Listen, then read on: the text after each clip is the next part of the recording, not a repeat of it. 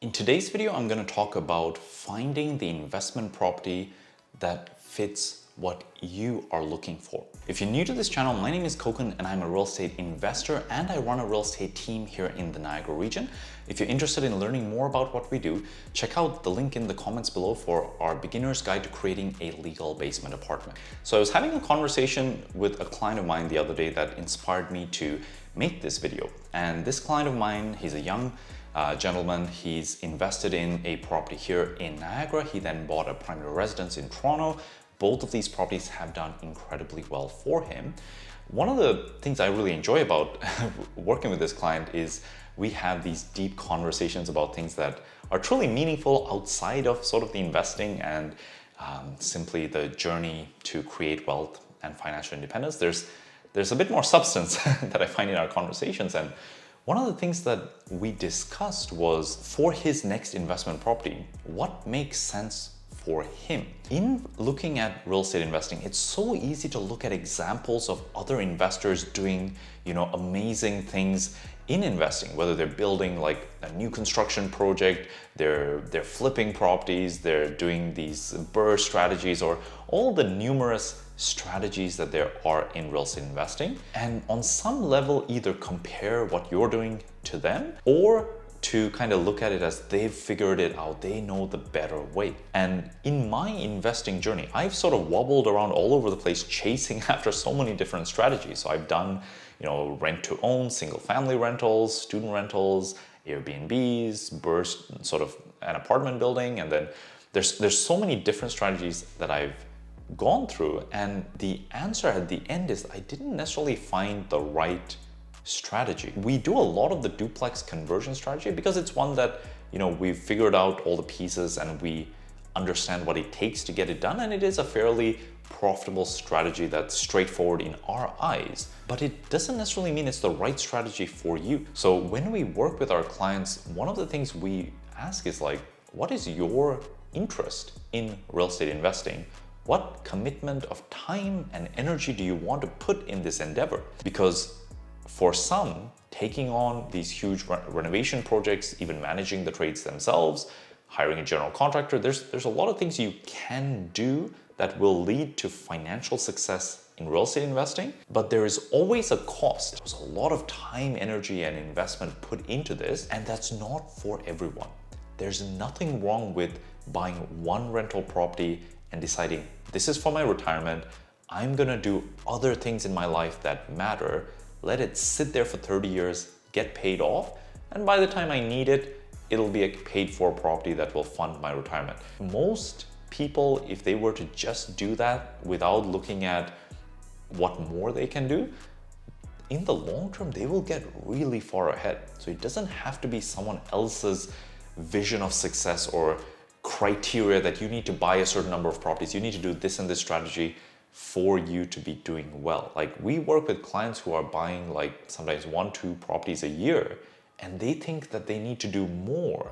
When in my mind, I'm like, you're doing great. Like take that in. Sometimes you only really need a couple rental properties that you keep for a long period of time to be in a really good financial position. So if you're a new investor or even if you're an experienced investor, I would highly recommend look at your life. Look at what you want from real estate investing.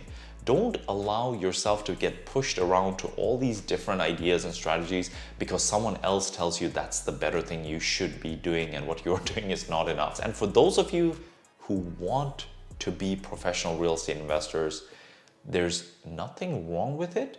But truly ask yourself, if you were to be in any business, is that the business you want to be? The answer to that for me is no. I don't want to be a professional real estate investor.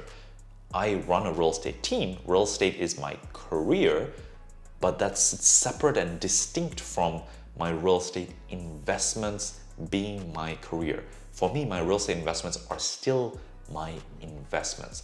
I purchase them on the side. I put a lot of time and energy into it, to be very frank, but it's not my main business.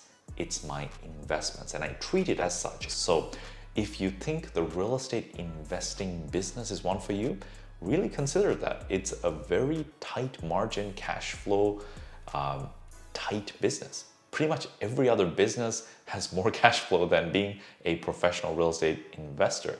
You can do flips to get more cash flow, but then you take on a lot of financial risk to create a profit. So again, there's nothing wrong with being a professional real estate investor. If you are one and it's going well for you, amazing. But if you're someone who is an investor, considering that real estate should be your business, meaning you're going to be a lot more involved with it. You're going to hire trades directly. You're going to create a margin. You're going to try to live off the cash flow. You're going to try to, find JV partners and go through all of the steps you can. Just consider, is that a business you want to run? Because in my eyes, real estate is an amazing way to create equity, to create long-term financial wealth. But the long-term part is so important to remember, right? Recently, we've seen some great gains happen in such a short period of time, but this is a long-term game. If you're not willing to be in it for the long run, you're gonna face some difficult times in the future. At some point, there's gonna be tough times for a period of years for real estate. And if your mindset is such that every single year you need to make a huge amount of profit, that's probably not gonna be the reality if you look in the next couple of decades. And if you are looking at being in it for the long term, it's a very tight margin business. How do you be in it for the long term if you're relying on it to pay for your life? So again, really decide what is for you.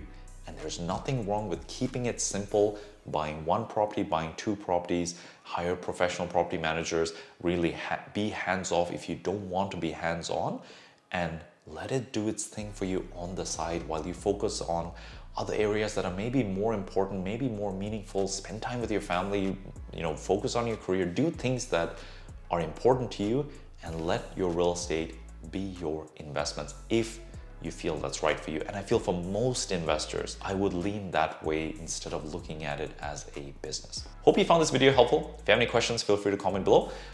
If you're interested or if you like videos like this, I will be honest, these type of videos are a little bit harder for me to make, but much more meaningful. And the reason it's harder is, same as everyone else, I feel insecure sometimes when I make videos like this, and it sort of goes against the trend. It's more connected to my feelings, but the world of real estate investing can sometimes be very logical, very analytical, very cut and dry. Does an investment make sense or does it not, based on the financials, right? That's the conversations I've been having for years now, and I want to bring a different flavor to it. And as difficult as it may be sometimes for me to make videos like this, what has made it worthwhile is the few people who watch it that really resonate with it, that reach out, that share, that that really connected with how they were feeling, and they didn't want to be in a loop that was going for never-ending success as a way to satisfy some other emotional need or whatever it was that they resonated with. And if this video resonates with you, please let me know in the comments below, or message me, or let me know, because I love to hear those feedback. It makes all of this worthwhile in some respect to know that it doesn't have to be many people that resonate with it, but the few of you who do, that's who I'm making this video for, because that inspires me to continue making videos like this. So hope you found that helpful. Until next time, all the best.